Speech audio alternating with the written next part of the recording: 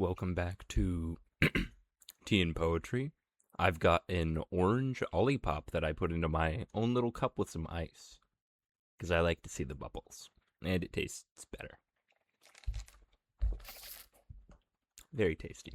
Today's turned into a much better looking day than it was before, and a tough one at that,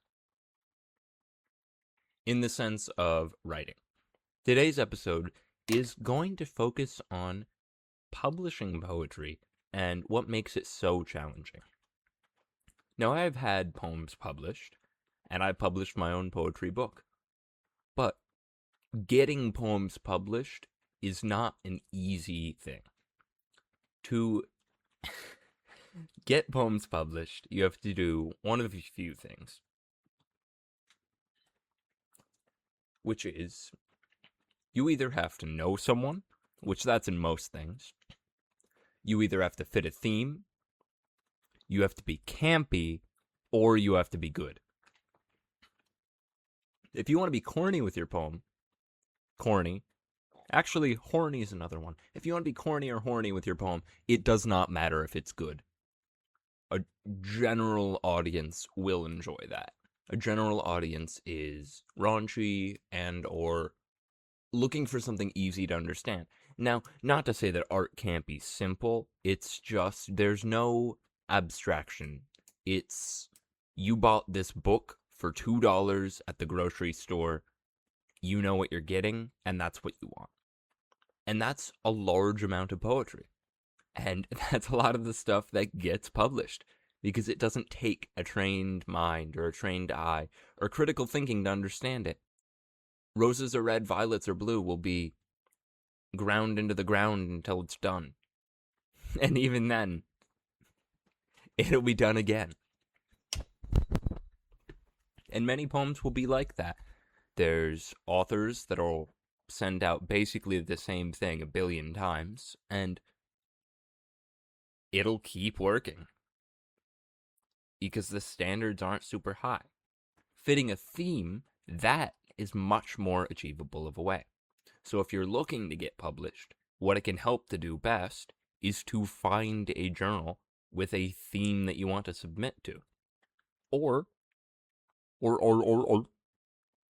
like a C line, what you can do is go on a website like Poets and Writers and check in the publish your writing area and look for small presses, look for writing contests.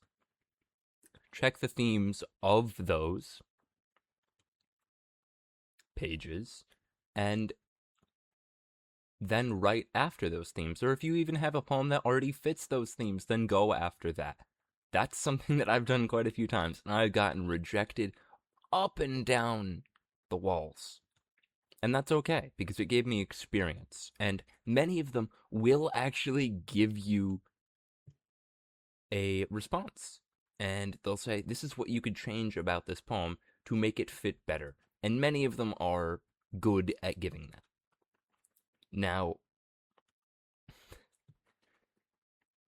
the knowing people one, that's very simple. Just know people. You'll be fine. You'll be fine. You don't even have to be good. You don't have to be good. You don't have to be campy. You could just put out whatever you want. A common thought is from what I know of Yoko Ono, where she knew people, so she got her stuff out there. There's many people we've never heard of that make some of the most beautiful music on the planet, but we've heard of Yoko Ono and we know what she sounds like. Is that something we really need to know? I don't think so. I don't think so. But she knew people. Which leads into another thing that I'd like to talk about with getting poetry published, which is to associate yourself with other poets. It's very hard to progress at all without a community, and one of the ways that I've progressed in poetry is through connecting with other poets, going to open mic nights for poetry, reading my poetry out in public at times, sharing it with my friends, even when they, in the words of Beach Fossils, I hate your poetry and you hate mine the same in the song Down the Line. Yeah, people hate poetry, people love poetry. I might hate their poetry, but it's about working through that, and having that community definitely helps with getting published. Even more than that, it helps with staying motivated to write poetry at all, knowing that there's some appreciation or unappreciation for what you're doing. One of my most recent projects was a poetic retelling slash continuation of the tortoise and hare story from Aesop's Fables. You know the one. And I kept a common rhyme scheme and I shared it with my friends, and they all love it. And I'll submit it to places and all of that, because keep in mind, if you're looking for inspiration, most of these older fables and stories are under fair use, so you can do what you want to them. Just be sure that if you're using something like that for inspiration, that you're not using perhaps a translated copy from a specific pressing. If I used the Barnes and Noble translated pressing of the Aesop's Fables Tortoise and Hare, I would be in trouble, because that's their translation and that counts as their art at that point. So just be careful about translations if you need it to be translated. But yes, Tortoise and the Hare, rewritten and continued, and it made my friends laugh, and it made me laugh, and it makes other people laugh, and that's a good way to get your poems out there. I met a street poet, actually, at one point in, well, the street. He had just come from Utah at the time, and that was the way that he was getting his poetry out. Though I wouldn't say that that method is as good, honestly, in the current day, compared to going to poetry mic nights. If you're on the streets, sitting there, I feel like a lot of people might just ignore you out of habit, or think you're a homeless person and then ignore you anyway. If you go to the poetry nights, everyone will listen and sit there, and they have to clap after, even if they hate it.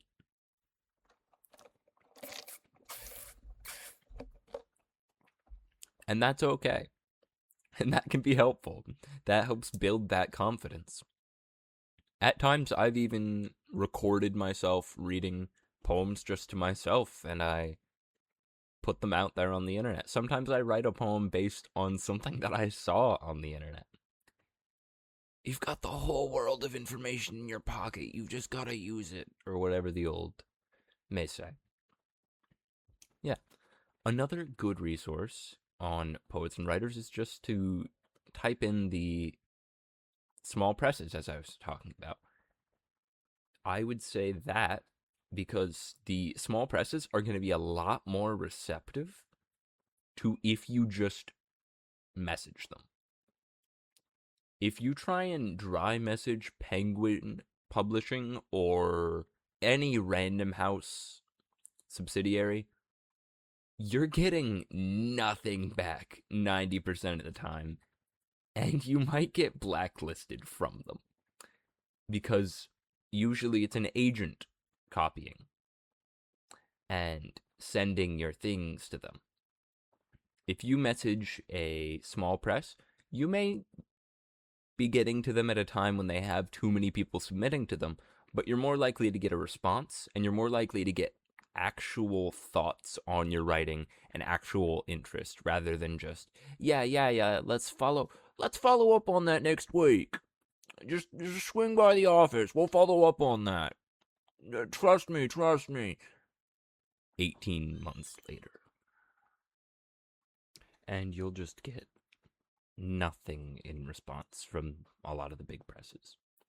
Good thing to check out for as well is if they charge a reading fee at some of these presses, because some charge you to even read it, let alone to accept it. And they will also ask that you do 5 poems for some of them in a single submission, and many won't even take you for a submission unless you send 5 in. Good thing to check for as well is the first and last name of the person who manages the publishing at the company that you're messaging. And to always try and be respectful as normal when doing any business email, Mr. or Mrs., and then last name. If you don't know, don't guess, find out.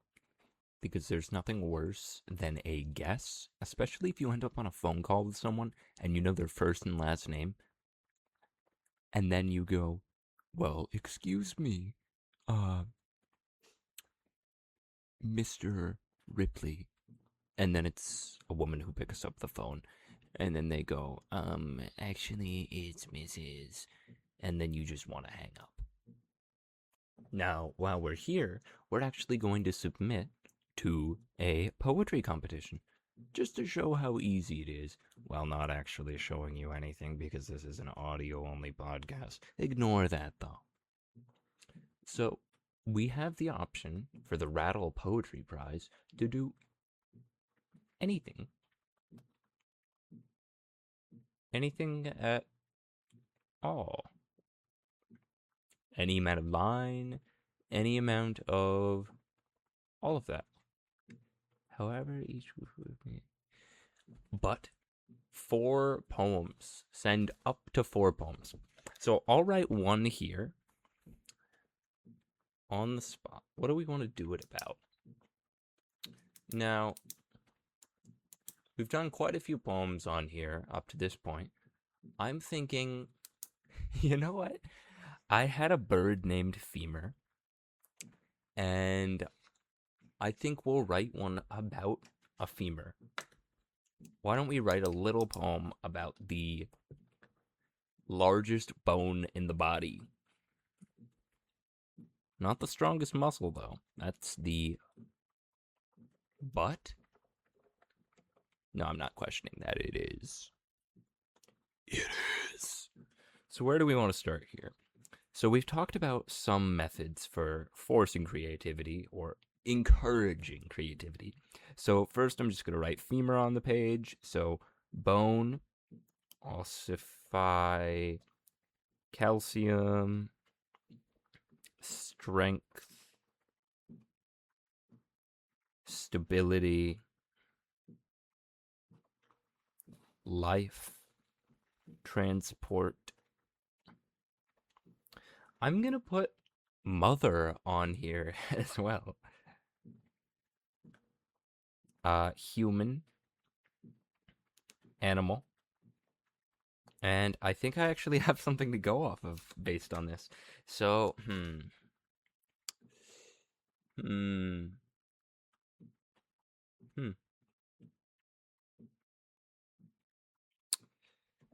Huh. Well, let's think about this.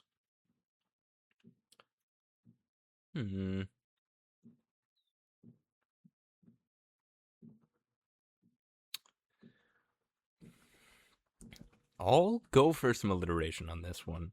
I feel myself a femur. I feel myself a femur, not strong enough to be hurt. We'll do next line. I try my best to hold you up, but I just buckle and unfold you. I added the just in my mind. It's not actually what I wrote, so I just had to scroll it on top of what I just wrote. A femur that's not good enough, and a man who had to sew you up. Somebody should have told you. And then from there, I think I'll go, somebody should have told you. I'm a femur to a hip replaced, and a love that you would have chased if your femur had a stronger one take its place.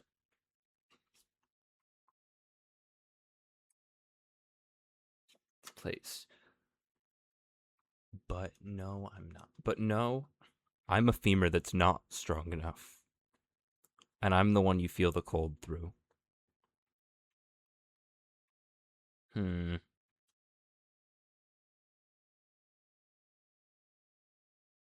I'm the one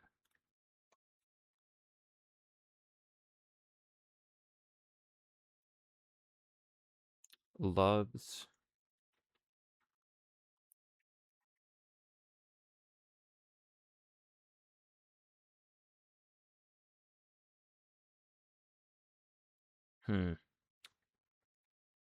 even without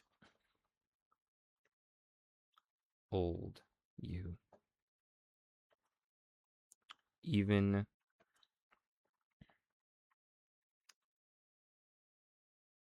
hardly old you. Okay, we'll read this from the very start. This one's kind of campy, but I mean, that's what gets submitting. That's what gets submitted. It's kind of sweet, though. What I'm picturing in this is an old couple together and a man who used to be strong realizing he's not quite as strong. That's what we'll call this. We'll call this Papa's femur. I feel myself a femur that's not strong enough to be hurt. I try my best to hold you up, but I just buckle and unfold you. A femur that's not good enough, and a man who had to sew you up. Somebody should have told you. I'm a femur to a hip replaced, and a love that you would have chased if your femur had a stronger one in its place. But no, I'm a femur that's not strong enough, and the one you still feel the cold through. I'm the one who loves you still, even without the old you, even when I can hardly hold you.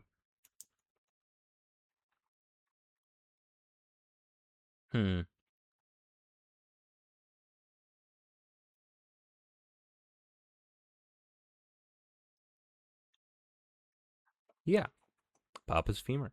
That works for the first admittance. Now, I'm not going to hold you all captive here, so that's all I'll do for today. But I will write 3 others, and possibly I'll read them for the next little episode. I finished my whole soda here. Oof. Have a good day. Bye.